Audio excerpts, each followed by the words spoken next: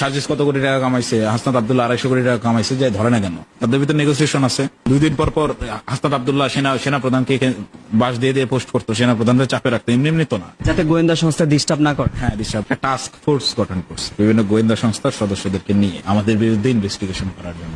আমার বিরুদ্ধে যখন ইনভেস্টিগেশন করে, চতুর্থ দিন আমার খেয়াল আছে কোন একটা গোয়েন্দা সংস্থা, হয়তো বা পিবিআই অথবা ডিজিএফআই, যে কোনো একটা কোন একজন সদস্য উল্টা পুলিশকে ঝাড়ি দিতেছিল যে আপনি কাকে তুলে আনছেন, এর বিরুদ্ধে তো কিছুই পাইলাম না, শুধু 4টা দিন ঘাম ঝরাইলে না। তো ওনারাই চা খাইতে খাইতে আমাকে দুধ চা আর বিস্কুট খাওয়াইছিল। খাইতে খাইতে ওনারাই গল্প করতে করতে বলতেছে যে তোমাদের নেতারা কত কত অ্যামাউন্ট কামাইছে, তাদের বিরুদ্ধে কোনো প্রমাণই নাই, তোমরা কি এক করলা, পচা শামুকে পা কাটলা। বলতে বলতে তারা নামও বলতেছে, যে সার্জিস ভাইয়ের নাম বলছে, সার্জিস আলম কত টাকা কামাইছে এখন পর্যন্ত আমরাই হিসাব করতে পারি নাই। হাসনাত ভাইয়ের নাম বলতেছে, যে হাসনাত তো প্রায় 200-250 কোটি কামাই ফেলছে।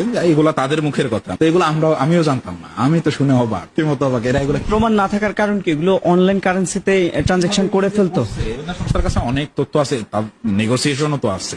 এখন নেগোসিয়েশন না হলে গোয়েন্দা সংস্থা জানে সার্জিস কত কোটি টাকা কামাইছে, হাসনাত আব্দুল্লাহ 250 কোটি টাকা কামাইছে, যাই ধরে না কেন? তাদের ভিতরে নেগোসিয়েশন আছে। 2 দিন পর পর হাসনাত আব্দুল্লাহ সেনা প্রধানকে বাস দিয়ে পোস্ট করতো, সেনা প্রধানদের চাপে রাখতো, এমনি এমনি তো না। যাতে গোয়েন্দা সংস্থা ডিস্টার্ব না করে। হ্যাঁ, ডিস্টার্ব না করে, এগুলো তো বোঝাই যায়। আবার দর্শক, আপনারা শুনতে পেলেন যে হাসনাত আব্দুল্লাহ 250 কোটি টাকা কামাই করেছে, সেটা গোয়েন্দা সংস্থার ভাষণ। তার সামনে যে গোয়েন্দা সংস্থা আলাপ